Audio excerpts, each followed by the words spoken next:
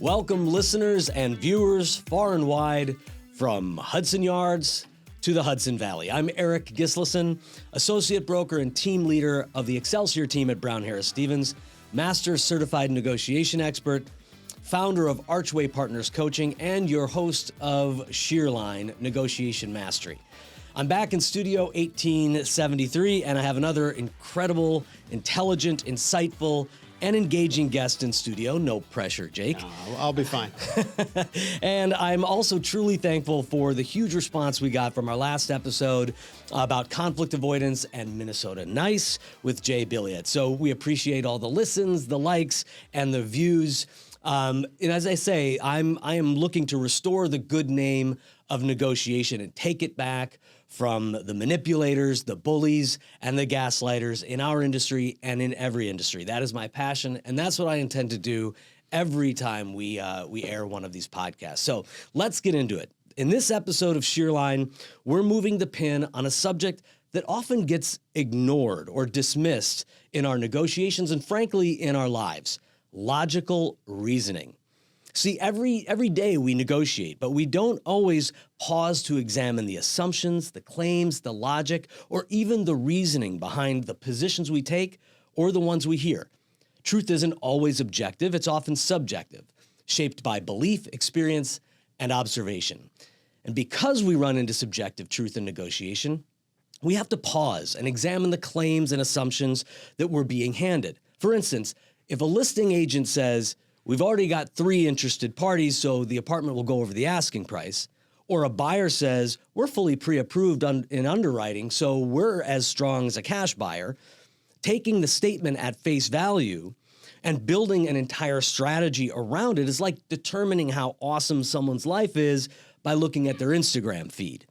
You don't know what's real or what's filtered or stop to think if what you're being told is actually logically sound. Or we might fall into the trap of motivated reasoning.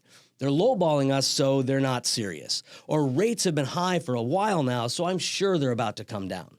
Our desire for a specific outcome doesn't just influence our thinking, it disguises itself as our thinking. We feel like we're being reasonable. We sound like we're making sense. But under the hood, our brain is taking shortcuts, not led by facts, but by wanting a certain outcome.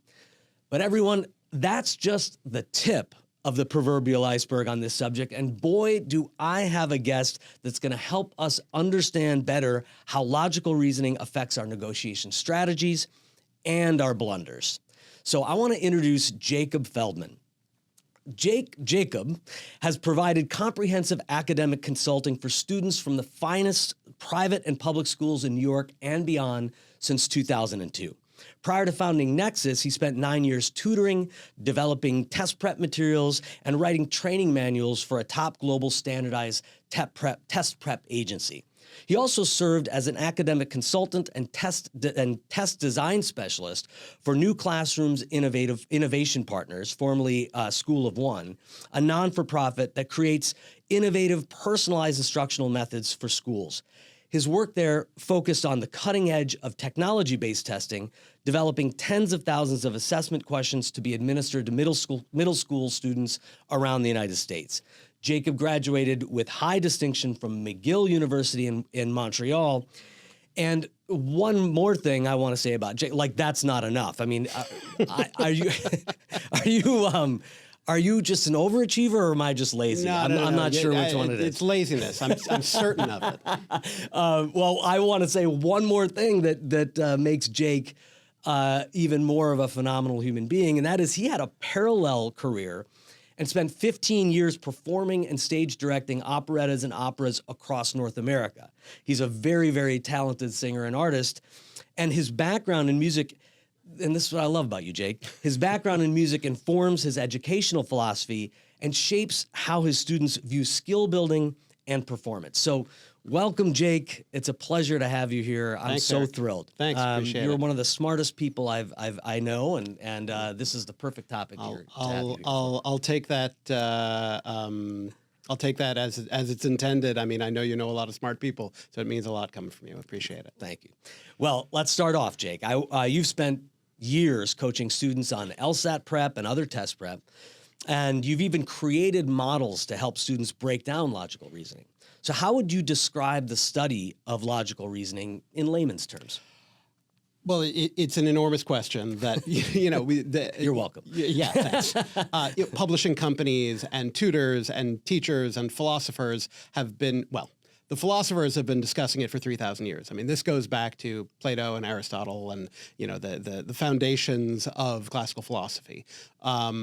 And then you can trace the study of it through the modern age, and in the 1600s you've got Descartes and Kant and all these philosophers dealing with it there. In modern terms and in terms of my work, this is something that gets written about, that gets structured countless times in ways that don't necessarily encompass the entire field. And so in thinking about logical reasoning and argumentation as a broad field, essentially you're looking at two things. You're looking at the things people tell you and examining whether they're true, and also looking at how those true things combine as a puzzle into potential further information that you can derive from them. So when I'm teaching my students, the number one step is to examine the things that people tell you and to say, okay, first let's deal with the stipulations. Are the facts on the page true? Are they real? If they are, then we have to see how they get put together into a claim to determine whether that claim is valid. So we have this dichotomy, right? We have truth and we have validity. They're completely separate ideas, right? Right. If you take the law as an example, right? In the law, there are two different standards. One of them is, do the facts that are presented in the court qualify for the law that you have that says some standard has been violated? And if that's true, well, then that person is guilty of that crime, right? That's purely a logical structure. But then you also have to examine, well, okay, but are the things that we're being told are facts, are they actually true? So if we separate the two, we then know in what ways, with what modalities we can address the argument in front of us. Are we worried about the truth of the matter, or are we worried about whether the truth of the matter adds up to the thing being claimed?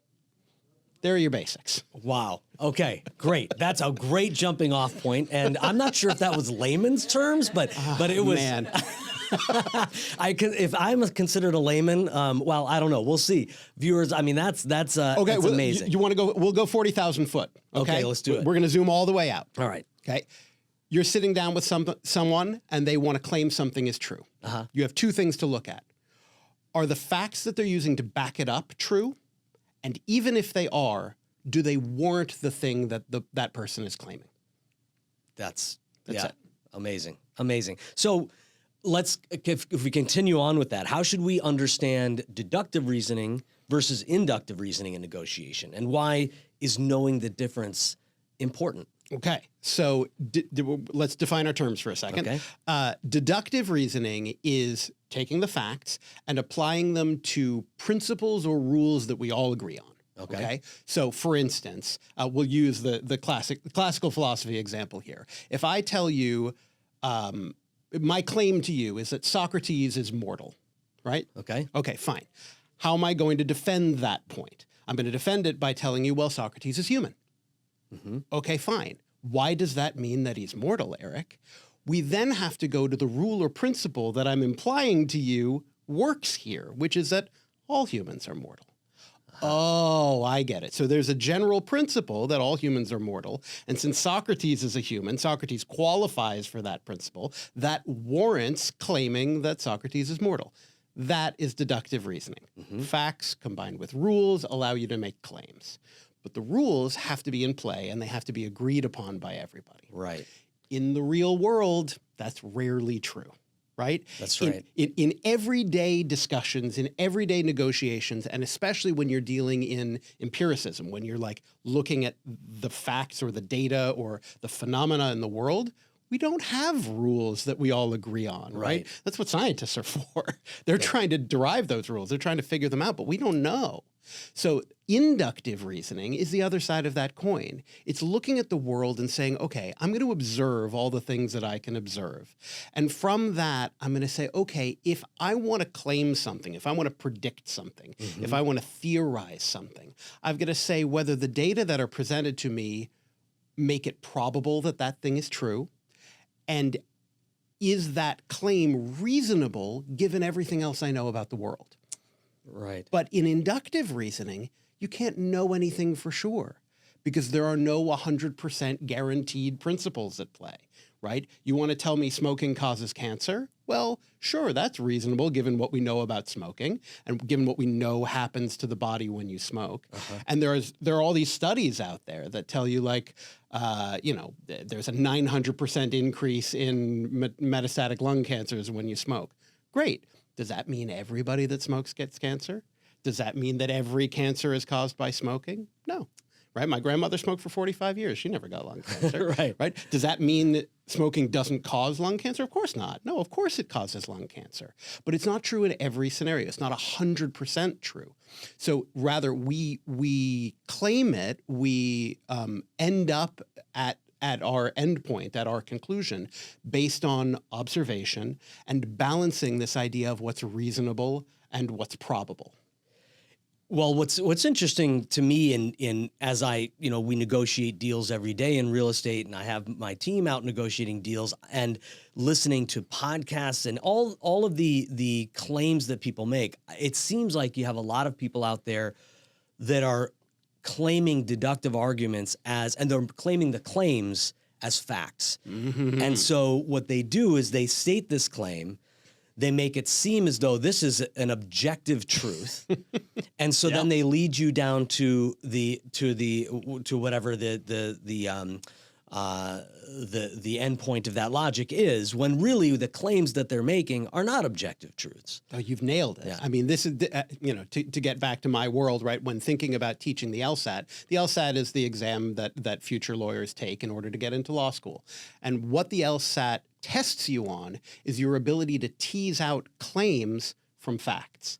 So all of these questions require you to take a look at some paragraph, some gathering of information, and say which among these statements is the claim. And so when I teach my students to suss out claims, it starts with, what is a claim? A claim is an opinion. It's a prediction. It's an analysis. It's an opinion, right? It's not an agreed upon fact. Rather, it's something that's derived from the agreed upon facts and the agreed upon rules. But ultimately, it's the thing at question. Yeah. So if you present your claims as fact without evidence to back it up, well, then people will assume that you're stating a fact, right? And then once that assumption is made that you've stated a fact, people launch from that point and they say, okay, well, then where do we go from there? But if instead it's clear that what you're stating is your analysis, well, then, okay, we can examine the process by which you got there and see if it holds water, see if it may not be valid, but it can certainly be reasonable. Brilliant and fascinating. And we're going to take a break. Maybe I can do this with deductive reasoning. Sure. Our sponsors, we need to keep the lights on.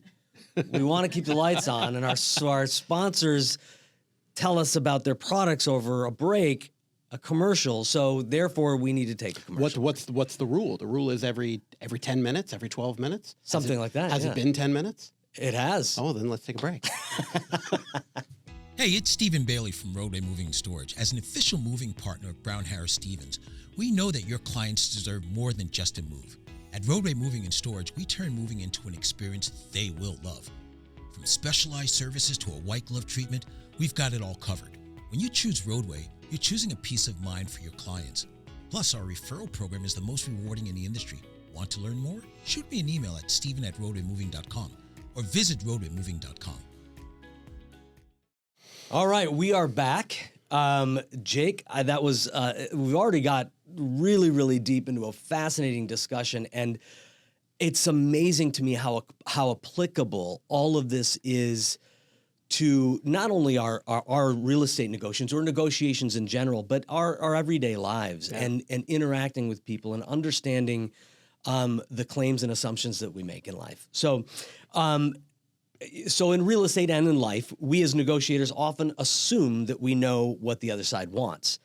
So how does understanding logical reasoning help us break down those assumptions or understand them? Sure. Well, I mean, first of all, we need to take the claim at face value. We need to analyze the claim that they're making, right? And in real estate terms, it can be any number of things, right? It can be if you're a broker and you've got a client that says, "Well, I have to live in Manhattan."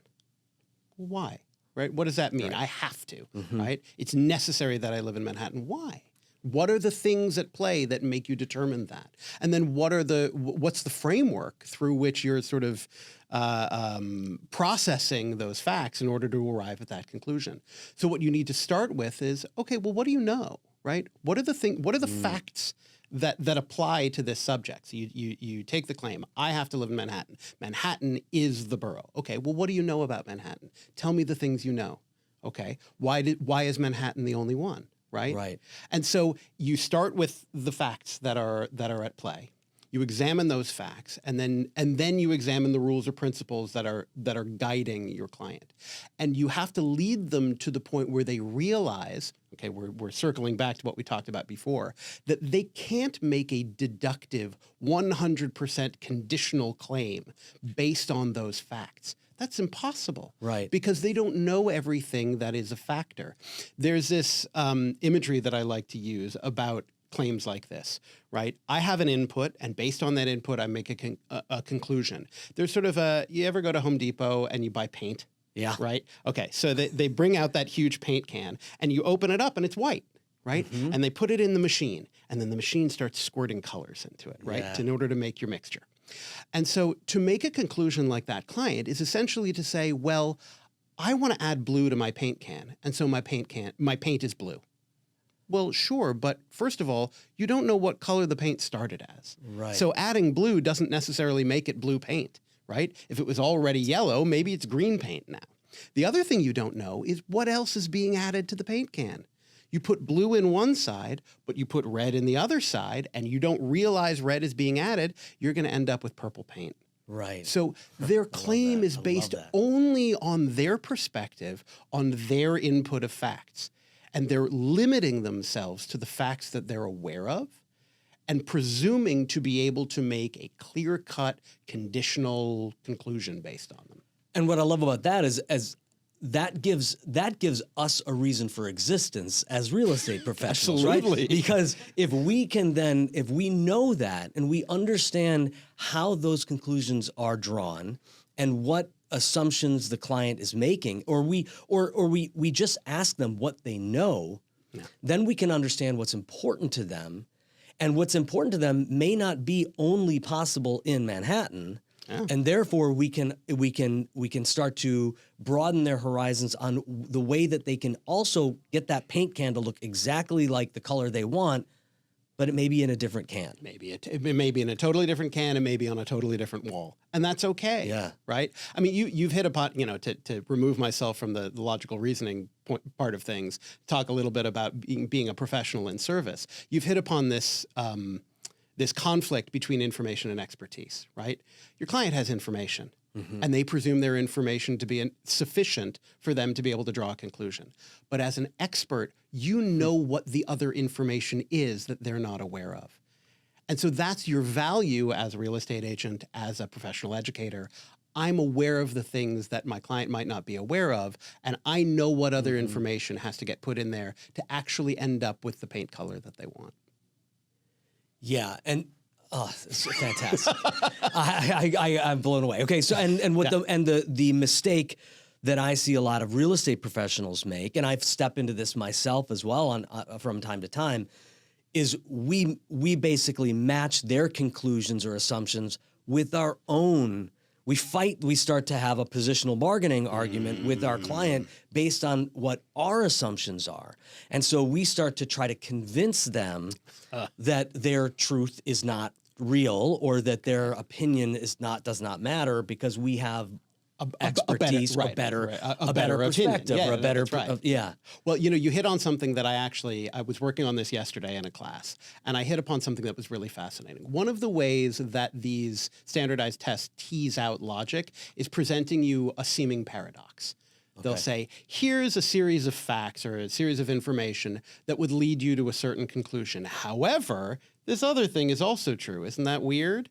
And your job, so your job is to go find yourself an answer choice that resolves the paradox. So if we get under the hood here for a second, what happens is that they present you with facts. You as the reader, from those facts, draw out an implied but not explicitly stated rule that those facts are leading you toward, right? If I tell you, hey, Socrates is mortal because Socrates is human, you can hear in your head, oh, yeah, because all humans are mortal. That's what I'm trying to get you toward, right? So these facts that they present lead you toward a rule that you say, oh, that rule applies here, and therefore I'm supposed to reach a certain conclusion.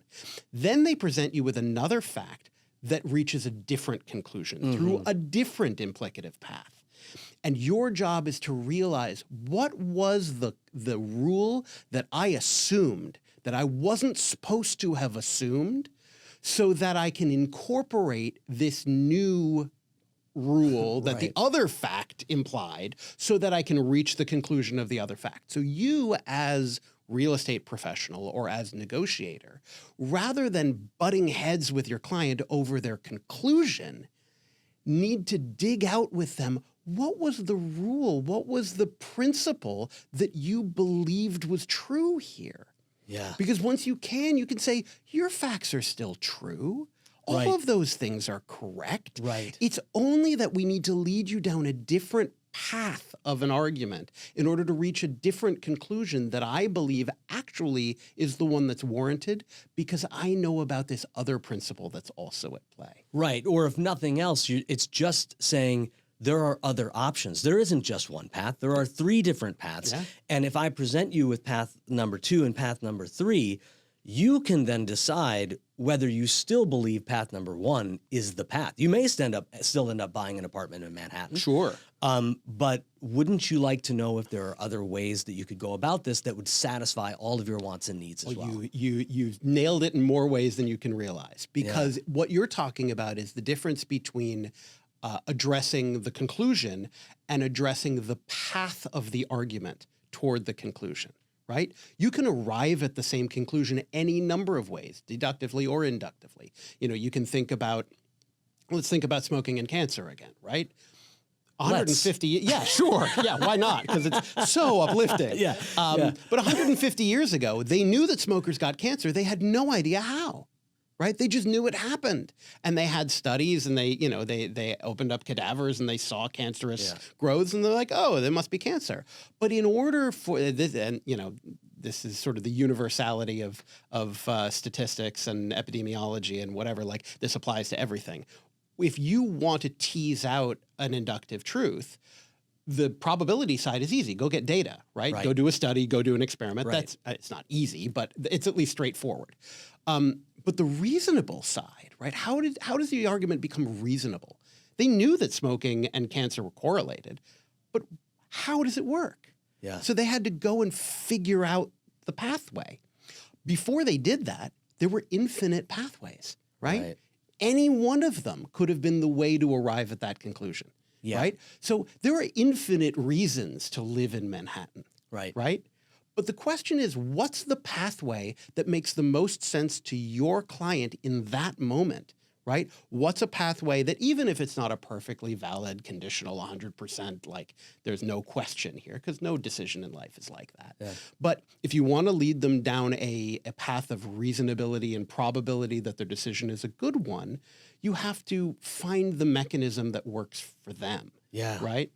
Yeah. And it may lead you to the same place, right? For my client, Manhattan is the right borough, but it might not, right? It might not. And so you have to work out this pathway for them, this pathway of reasoning, such that they can process, how reasonable is this for me? How does this cohere with my lifestyle and my priorities? Are there now we're really getting into the mechanics of it, but are there analogous situations? Are there people like me, and what decisions have they made, right? Are there other factors that I haven't considered, right? You have to deal with all of that. And then you deal with the probability side, right? How many clients have you had who have done this, right? How big was their response? How happy were they in the end? Were they that much more happy than they were in the previous borough? Are you just sort of cherry picking for me, or can I look at all the data, right? How consistent is this response leaving Manhattan and going to Queens? How much happier are people when they do that? And that's how you can instill confidence that the way that they're thinking it's never going to be 100%, but you want to get closer and closer and closer to that. And that's how you do it. And you mix in with that the softer skill of building trust and rapport with that client. Yeah. Now all of those things that you bring to the table now are heard in a different way, or believed in, and they're going to accept or hear what you have to say, and presenting those options as something that should be considered for them, for their interests, in 100%. Their interests. 100%. Though, the last, sort of the last thing on that front, in addition to all the other things in my life, my mother was a psychiatrist and instilled in me this sense that if you're there to provide support or guidance or expertise for somebody, telling them what you think they should do is never a good way of getting them to do it. You have to lead them there. You have to lead them there, Socratic method, right? You have to ask questions. You have to tease it out of them. Because if you allow them to make the conclusion on their own, based on information you provide, based on reflection, based on an open space, that's how they do it with confidence. This is how I teach, right? I can tell people how to do math. I can tell people how to reason, but they're being passive. They're only taking the things I say and trying to apply them, right? They have to figure it out for themselves. You give them space to figure it out. You nudge them when they're going off course, and eventually they get there. Oh, that's gold. That is gold. Oh, man. All right. Well, I'll tell my mom. Yeah, exactly. Thank you. Thanks, Jake's mom. So I'm going to make a choice and say we're going to go to a break, and we'll be right back. This beautiful set here at Studio 1873 is brought to you by the Everset. The Everset provides full-service staging and furniture rental solutions in the New York area. We work with Brown Harris Stevens and many other top real estate firms, staging their homes to sell quickly and at the highest price possible. Our staging is affordable without sacrificing quality or design. For more information, please visit us at staging.theeverset.com or email us at staging@theeverset.com to request a free proposal.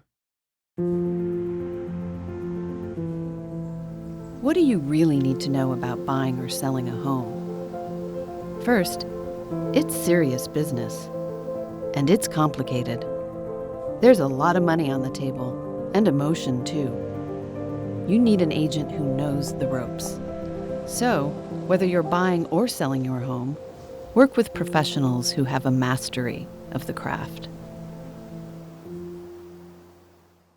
Well, we are back with Jake Feldman, and I want to ask you a question that's a little bit more on the practical side of negotiation, and real estate negotiation specifically. So when a client says something to us like, we are not going to pay more than the asking price, how can an agent use reasoning techniques to uncover the real motivation or area of concern of that client? Sure. I mean, you're putting me out of my depth here, so I'm gonna do my best. Yeah, thanks.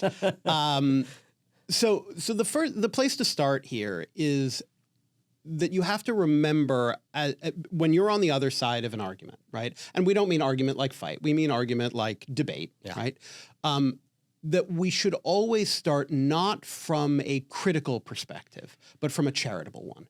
There's this idea called the principle of charity. And ultimately, what the principle of charity boils down to is entering into an argument requires you to believe that the other person is acting in good faith, right? They're making a good faith argument. They believe what they're saying. Right? They're not trying to mess with you. They're not trying to tear you down. They're not trying to manipulate you. If they are, you've got a different problem, right? But to do this well, start from a charitable perspective. They're making an argument that they believe is true based on facts that they have and principles that are guiding them toward the claim that they're making.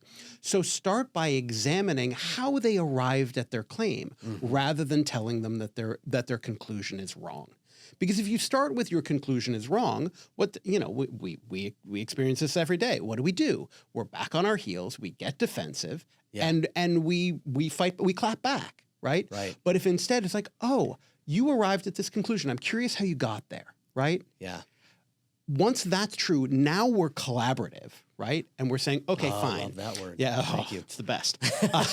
We're collaborative, and we're working together to tease out not what the conclusion is, but how we arrived there.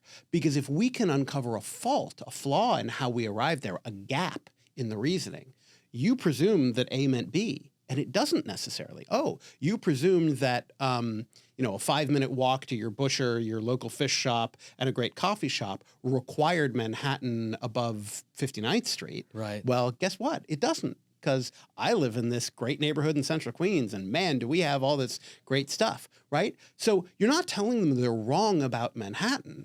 You're just saying that particular piece of reasoning that you made was a leap. Yeah. It was a leap in facts, right? We sometimes call it a false equivalency, right?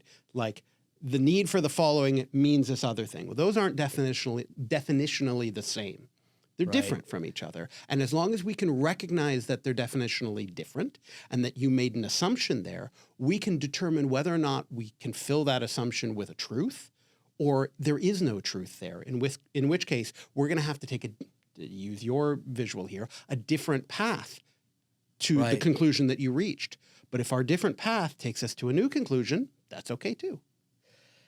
And one of the things that I love about what you just said is, you introduced the principle of charity and this idea. I mean, when I speak to agents or when I hear agents in an office behind closed doors, away from their clients, specifically about this example that I use, we're not going to pay more than the asking price.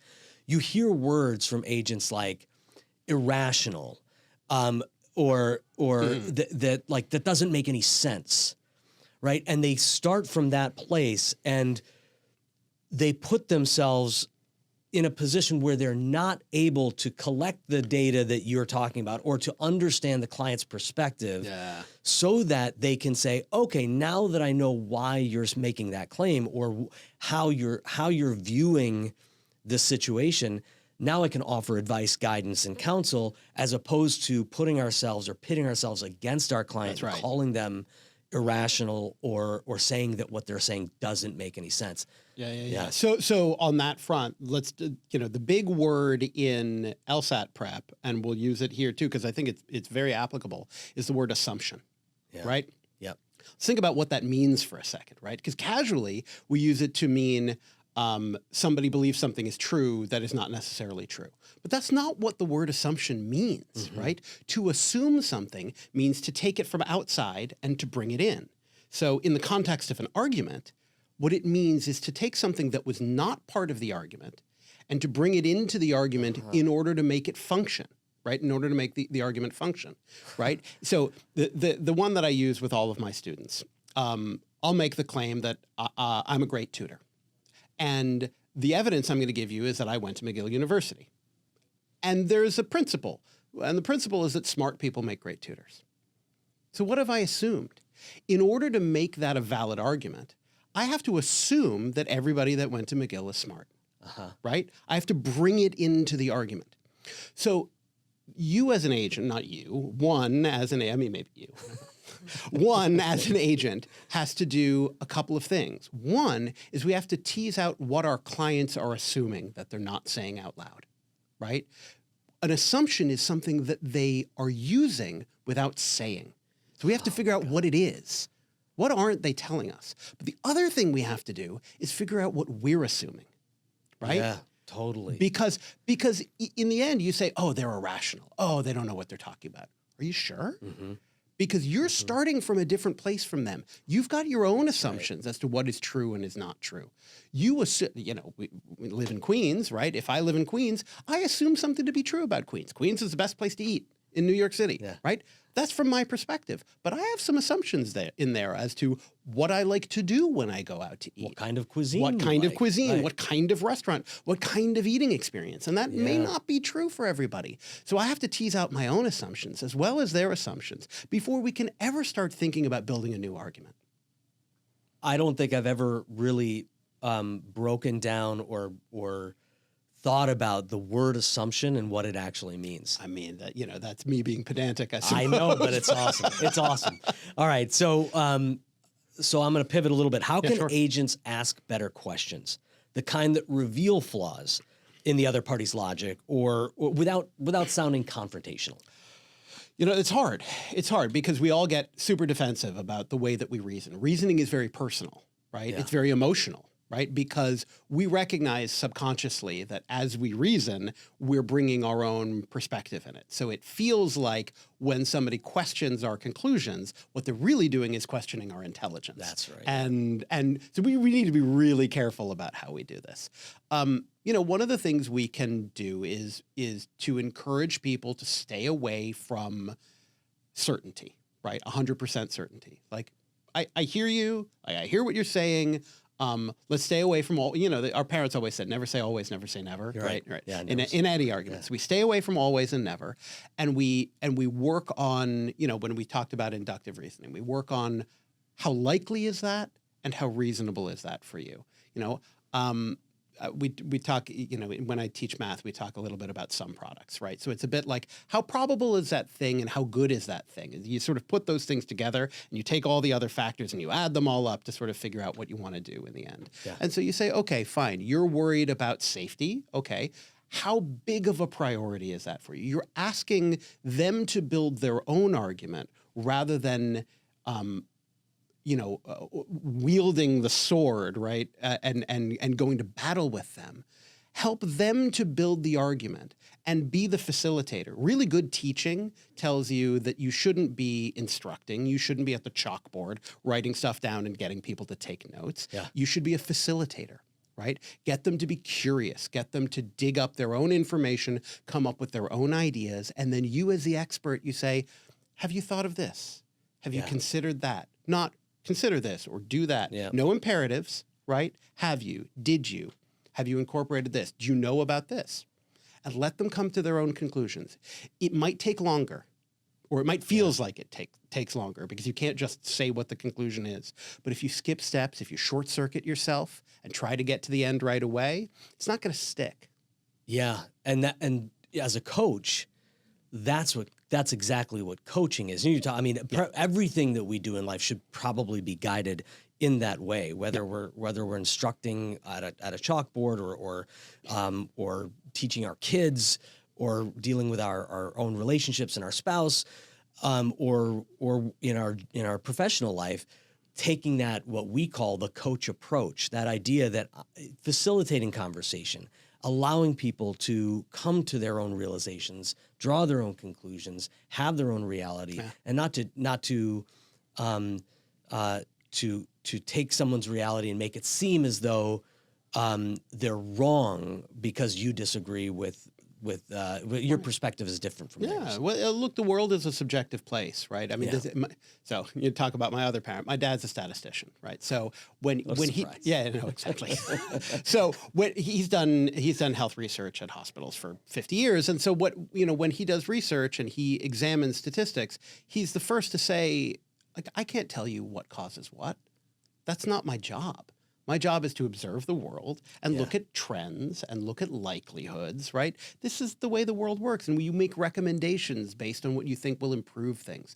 Nothing gets fixed, right? There aren't 100% certainties anywhere. So as a teacher, right, am I going to be able to take every LSAT student, no matter where they are, no matter what their life experience is, no matter where they're starting from, and get them a perfect score in the LSAT? No, of course not. Right. That's absurd. I don't want to put any ceilings on anybody, right? I'm not going to put anything artificial, right? Are you going to find the perfect apartment for every client? No. Maybe that apartment doesn't exist. We want it to, but maybe it doesn't exist. Even if it does, can they afford it? Is it in a neighborhood that they actually want to live in? Are they open to the idea that there's actually something out there for them that isn't within their current field of view, and are you able to navigate all of the past real estate trauma that they've been through in order to get them there? And the answer is maybe not. Yeah. There's so many different factors, and then there may be more elasticity on one or more of these decisions that they've made, or these truths that they have. Yeah. That can get you to the most right conclusion. That's right. As opposed to trying to find the perfect option. Right enough. It's right enough. Right enough. It's right enough. Right. No. I mean, even Einstein didn't have it perfect.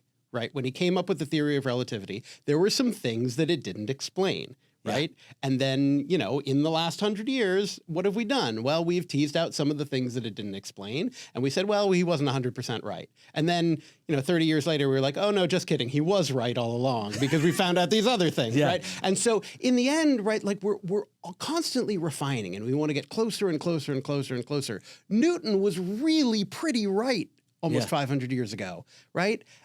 You got it. Like 95% of the way there, right? Yeah. It's like in The Good Place, right? Like, how much right did all of the religions get? Well, like 5% right, 6% right, except that one guy who got high in Edmonton and got it 98% right. And it's like, other than that, most of us don't get it all that right, but we'll get closer and closer as we add more information, do more reasoning, and examine the underlying assumptions is what we're talking about. Yeah, and understanding and being comfortable with the fact that we're not going to get it always right or 100% right. It is almost impossible to do that. Yeah, right. So being comfortable interacting with your client and knowing that being enough right is something that is helping them, that is giving them a better experience, and that is offering them value is an important perspective to have. Yeah, absolutely. I mean, we could do a whole other hour on this topic, but it sort of takes us naturally into the idea of fixed mindset versus growth mindset, right? And if we believe that there's only one goal and that's where we have to get to it at any cost, we're always going to be disappointed. Right. But if instead we think about growth and we say, no, the only reason we exist today is to examine yesterday, to improve for tomorrow, and we do that every day, we're going to be happy about the progress that we make. And that's the critical part. Brilliant. All right. Well, we're going to take another break, and we're going to come back with our lightning round with Jake Feldman. Excited. Do you have a big move coming up? I'm Scott Nadler with Cross Country Mortgage, and I've got the loan to match your dream home. Whether it's your first or your fifth, I'll make the process quick and easy. Call me today. Let's make it happen. All right. We are back, and it's time for the lightning round. I guess we're going to cue our music. Good. All right. Okay. So, Jake, lightning round. Yes. These are just, short answers. You don't have to answer them in one word. I want to hear your perspective on these things, so take the time you need. But question number one. Yes. Daniel LaRusso, bullied or bully? Both. Is both. I mean, it's all about sort of this cycle of the dynamic between him and Johnny, right? Mm-hmm. Like in the end, were they both bullying each other? Of course, right? Where did it start? We don't know. But the truth is, they both live in the gray area. That's what makes Cobra Kai so beautiful. Great. All right. Great answer. I love it. All right. Is there one logical reasoning skill every negotiator should master? And if so, what is it? It's the principle of charity, for sure. We have to start from the perspective that the people that we're talking to, interacting with, and disagreeing with are coming at that negotiation in good faith. If you start there and believe they've reached their conclusions through some pathway, through some mechanism, and that's where we focus our efforts, everybody's going to be happier in the end. I love that. And just the concept of the principle of charity, it's so well defined in the name. Yeah, of course. It's just fantastic. Yeah. All right, this one I know you'll love, and we were talking a little off camera with Ray and Lena as well about Jackson Heights, which is where we both live, and the food is the best in the world. That's true. Arguably, and you are a foodie to the nth degree. Mm-hmm. So if you had a 30-minute shopping spree for takeout in Jackson Heights, how would you map out your strategy and where would you go? I mean, look, you could go to a different restaurant for every meal for years in that neighborhood within a 10-block radius and never get tired of what you're eating. but you have to go fully international. You can't stick to one cuisine, right? Just within the subcontinental Asia, right? You've got all variations of Indian food from all different places, but you've got Nepalese and Bengali and Pakistani, and you can go towards Central Asia. There's Afghan food as well. You've got Southeast Asian food just across Roosevelt Avenue in Elmhurst, right? You've got a huge Thai neighborhood, a huge Malaysian neighborhood. You've got Filipino food down the street toward Woodside, right? Yeah. So I think the really important thing is not necessarily restaurant by restaurant, though. Of course, I have my favorites. I was going to write it down. Come on. I'll check we'll do that too. But rather make sure that you hit up different cuisines as you go. And really get the breadth of possibility. They say Jackson Heights has the most languages spoken of any single zip code in the United States. Yeah. I think it's over 200 now, and people from over 150 countries. You have to take advantage. You have to leverage that. So yeah, and carts as well. You don't even have to stay with just brick and mortar. I think I've eaten at a food cart like 4 times this week. I mean, it's been really great. It's been a really great week. Yeah, we had late night tacos once, right under Roosevelt Avenue, which was amazing. Yeah, and actually, I've done the walk from Jackson Heights all the way to Flushing. It's about 3-4 miles, something like that, and you can just eat along the way. Right there's Ecuadorian food and there's Mexican food, and then as you get closer to Flushing, you start seeing the Uyghur barbecue carts where there are people doing these like the spiced meats on sticks, and I mean you can get everything everywhere you go. So, spread your wings and try everything. Don't be afraid of the tiny little deli counter that has the taco stand in the back. That's where the best food is. I promise. Yeah, remember Lhasa Fast Foods before the building burned. I mean, you had to go through like a series of cell phone kiosks. Yeah, no, that's right. Just to get to the restaurant. It was amazing. It's so good. And there's a place that does ceviche that's at the back of a deli counter, and you get these amazing bowls of like shrimp and tomato broth and whatever, and it's the back of a bodega. Well, if you didn't get from that question that you should come out, you should definitely to the borough of Queens. That's right. And taste some incredible food. I mean, Ray's got his favorites as well, but there are so many incredible neighborhoods in Queens. The food is unbelievable. Yeah. And if you Jake's going to tell you how to find them at the end of the podcast. So if you need, hit me up. If you need any recommendations, definitely you got to talk to Jake. Yeah. All right. So last of our lightning round questions, aside from your enviable intelligence, as we all have witnessed here today, and your vast knowledge of logical reasoning. As I mentioned at the top, you're also a former professional opera tenor and a director of operas and operettas. So what is your favorite musical note? Okay, so he tipped me off to this question, and I've been thinking about this. Good. So I don't want to spring this one on you. No, thank you. And I've got a really pretentious answer, but it's got a reason. It's got a reason. What a surprise. Okay, no, of course. So my favorite musical note is B double flat. And there's a reason for it. Okay. So I'm going to give you the fastest version of this. Is that there's a really sort of tragic feeling to a certain chord progression that you hear in Star Wars. Do you remember Leia's theme in Star Wars? It's the one that goes da da da da da da da da. Right. So it goes from a major happy chord to like this minor sad chord, and it's this like juxtaposition of happy and sad. It's really, really beautiful. And in that progression, there's this phenomenon where you sort of you what's called lower the sixth note of the scale, right? You have a major scale, bum ba ba ba bum bum is the sixth, but to do that you have to do da. So there's this like flat sad note, right? B double flat only exists to do that function in the key of D flat. Which is a beautiful, beautiful key, especially on the piano. Wow. So B double flat has this like amazing quality to it that it exists solely for the purpose of this like tragic combination of happy and sad. Yeah. I'm so glad I asked that question. Isn't it cool? That is awesome. Hey, listen, what a great answer. You asked for an answer, I gave you an answer. I love that answer. Now, I kind of want to just keep asking you questions, sure. But I guess my last question for you, Jake, is where can everybody watching this podcast who's fascinated with all of the things that you bring to the table, where can they find you? Sure. So if you can't find me at the food carts in Jackson Heights, you can find me at nexusacademics.com. That's my website. If you're interested in the LSAT, my LSAT company is called Triple Review. You can find that website is triplereview.online. Okay. And I host a podcast as well with my partner Keith Siska, who's based in Dallas. That's called the LR Breakdown, where we discuss real LSAT questions and talk about the underlying logic. So you can find that on your preferred podcasting network. Yeah, you can email me at any of those places if you want to get in touch. I will say the LR Breakdown. I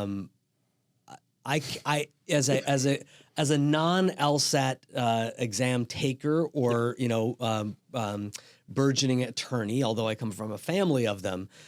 Big surprise. I am not your core audience. No, that's right. But man, if there's anybody, you and Keith, if there's any two people who can make like 5 questions on the LSAT at a time, interesting and fun, it's the two of you. Thank you. It's a great podcast, and it's really, really informative, even for someone who just wants to get a better understanding of logic or get a better understanding of how to reason through some of the questions that you address. I mean, I appreciate it, and that's why we do it. I mean, Keith also comes from the world of education, but he was an attorney, worked in big law, and turned back to education because he loved what he did.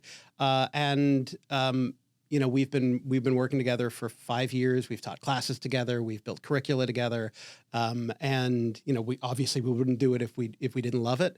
Maybe that's the big takeaway, right? Like you succeed in these things because you love what you do, not because you love where it gets you. Yeah. And so we absolutely love this stuff.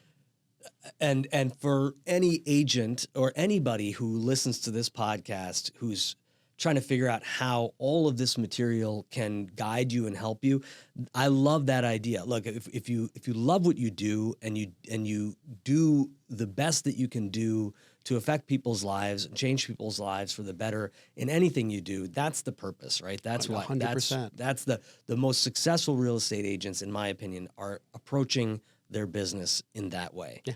So let's end the podcast with my final takeaways. And I'm going to give you 3 ways valid reasoning and truth-seeking impact a negotiator mid-deal. Number 1, you might be reacting to a claim, not a fact. And Jake spoke to this. In the heat of the deal, someone says, unfortunately, the co-op is not going to accept a price lower than X, so there's no more room to negotiate. It sounds definitive, right? But there's a problem. Unless you verified it, it's just a claim. It's not a fact. And if you treat every claim as gospel, you're giving away control. Strong negotiators stay curious. They ask, what makes you sure the co-op will reject a package based on price? Or what would need to change for that belief to shift? When you verify instead of react, you don't get played, you play smart. Number 2, you can't strengthen a weak argument from the inside. If your position feels shaky, no amount of explaining is going to save it. More words don't make it more true. To strengthen your side, you either need to introduce new evidence that adds weight or rebuild your logic from the ground up. Same goes for the other side. If their reasoning doesn't add up, their argument, don't hold on to their logic or their terms. Challenge the construction. Ask how they reached that conclusion. Expose the leap in logic, as Jake talked about. That's how you shift the power in a negotiation. And last, mislabeling the type of claim leads to miscommunication. Not all claims are the same. There are descriptive claims, the apartment is beautiful. Predictive claims, the market's going to tank. And prescriptive claims, you should take this deal. If you don't know which kind you're hearing, you risk giving the wrong response. Each one requires a different tactic. Descriptive, ask for criteria. Predictive, ask for data. Prescriptive, ask for a motive. And when you can label the claim, you can label the play and control the narrative. Bottom line, in negotiation, truth can often be subjective, shaped by belief, experience, and observation. That's natural. There's no algorithm to determine the objective truth about pricing, timing, or power balance. If there were, our jobs would be a lot easier, or in fact, we might be replaced by robots and ChatGPT. So embrace the opportunity to separate yourself from your competition by working to become better at spotting faulty logic, testing claims, and separating belief from fact. And when you do, you'll experience better outcomes and your clients will thank you for it. So, as a reminder, you can support this show by following, subscribing, rating, and reviewing this podcast on YouTube, Spotify, Apple Podcasts, or wherever you get your podcasts. Just go to getmorenetwork.com, and there you can check out all of the amazing shows on the More Network, including past podcasts of the Shear Line. You can find me on Instagram at archway.partners, as well as on YouTube, Facebook, LinkedIn at Eric the Expert. You can contact the Excelsior team at bhsusa.com, and you can connect with my company, Archway Partners Coaching, by visiting archwaypartnersinc.com, where you can find more information about one-on-one coaching, group coaching, our new mighty network community, and the incredible courses that we're developing and offering on a week-to-week basis. So last but not least, remember, there is a key for every lock, but it's the right combination of grooves, cuts, and teeth that lift the pins and create the shear line. Until next time, keep turning curiosity into connection, mystery into mastery, and keep unlocking what's possible. Thank you very much, everybody.